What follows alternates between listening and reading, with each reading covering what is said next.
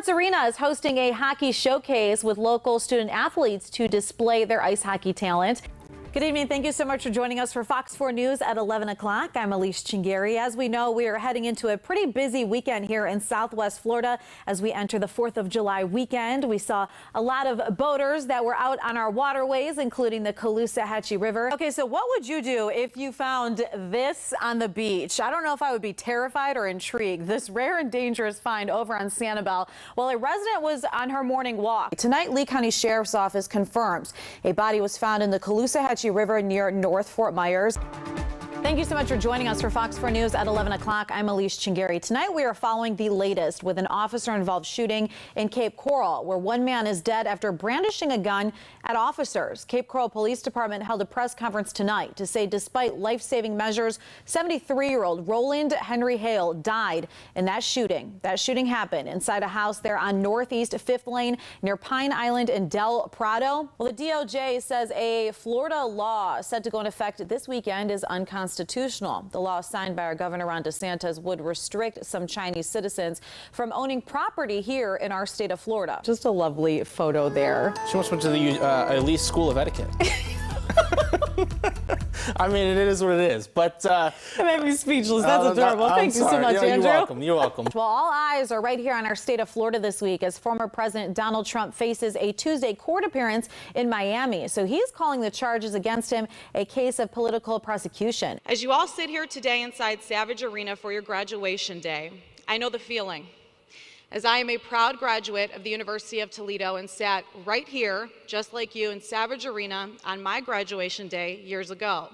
I especially said on the day of my graduation to my parents and my siblings that one day I'm going to be up there. I said I'm going to be commencement speaker, and here we are, an honor and a dream come true. That's what I'd like to talk about with you all here today, how you too can fulfill your dreams. That video there really gives you a better perspective of what, our neighbors are dealing with here in Southwest Florida. And we here at Fox 4, well, we continue to track that algae. Our Fox 4 meteorologist Andrew Shipley spoke with experts after going for testing for that blue-green algae with those samples. And they say those samples, well, they show levels of toxins. Good evening. Thank you so much for joining us tonight for Fox 4 News at 10 after the game. I'm Elyse Chengery. Well, over the last several weeks, we here at Fox 4 have been tracking that blue-green algae, those blooms there on Lake Okeechobee and over in the Caloosahatchee River. And tonight, let's show you some new video we have of that new algae bloom at Hancock Creek, which connects the Caloosahatchee River to several canals in North Fort Myers. Breaking news. This is over in Cape Coral as Cape Coral police say they are working this scene as an active traffic homicide. They say that doesn't necessarily mean someone died, but they do say that it is a severe crash. Let's get right to that video there right now as our photographer is there on scene. So this is over at 300 block of Kismet Parkway. Andrew, thank you so much. And tonight residents, well, they have a growing concern for that blue-green algae that keeps popping up along our waterways. Tonight, Fox 4 spoke with a homeowner in Cape Coral who says even just within the last 24 hours, they've noticed a drastic difference in just how much of that algae has popped up, along with a pretty horrible smell. Of course, many of my favorite stories continue to be the rebuilding of our communities here in Southwest Florida post-Hurricane Ian, and that includes the reopening of the boathouse in Cape Coral on Monday. Sheriff Marcino tells me if he had it his way, he'd want charges to be filed against anyone who gets wind of a school threat or other pending violence, but doesn't come forward about it, saying in this day and time, there are plenty of ways to warn law enforcement, and you can even do it anonymously. So some 2024 presidential campaigns are just kicking off, but already the ad wars, well, they're heating up. On Friday, dive teams with the Lee County Sheriff's Office spent hours investigating on a sunken boat there along Fort Myers Beach. Now, the vessel belongs to James Hurst, who Lee County Sheriff's Office says is still the last man unaccounted for after Hurricane Ian. Now, we brought you that new information yesterday, talking about how the dive teams found human remains. Welcome back. So if you're looking for plans on this Thursday and you want to get out of the house, you can head to Golden Gate Community Park for the Collier County Sheriff's Office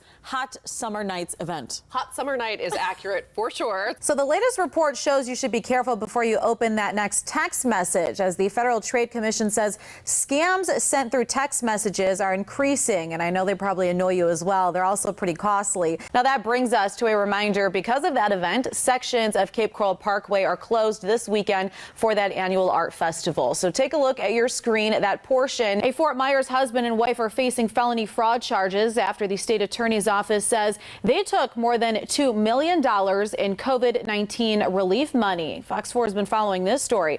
Prosecutors say Timothy Joloff and Lisa Angeloff turned in false paperwork during the pandemic. And tonight, let's head over to Fort Myers Beach, as we know just how bad our area was hit by Hurricane Ian, and those cleanup efforts, well, they've been taking place ever since. And that also includes the rebuilding and also those traffic signals there along Fort Myers Beach. A woman from Iowa lost her leg after being savagely attacked by a shark over in the Bahamas. 73-year-old Heidi Ernst is an experienced scuba diver. All right, so this next story should put a smile on your face. A young girl in Louisiana is showing what success looks like as she just graduated kindergarten. So take a look at this picture. The 6-year-old has gone viral after her mom shared a photo of little Taylor at her kindergarten graduation ceremony. Athletes have the chance to meet with college coaches from some of the nation's top schools, including Cornell, Princeton, and Yale. Our Fox 4 photographer Daniel Cruz attended today's welcome reception ahead of practice and games taking place at Hertz Arena starting tomorrow through